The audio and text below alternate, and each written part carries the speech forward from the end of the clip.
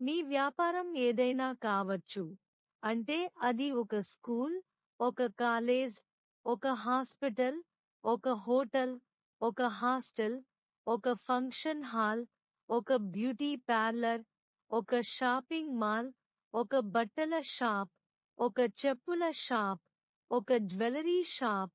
ఒక electronics shop లాంటి ఏదైనా ఒక షాప్, లేదా ఇంటి నుండి బిజినెస్ చేసే ఆంట్రప్రెన్యూర్స్ అయినా,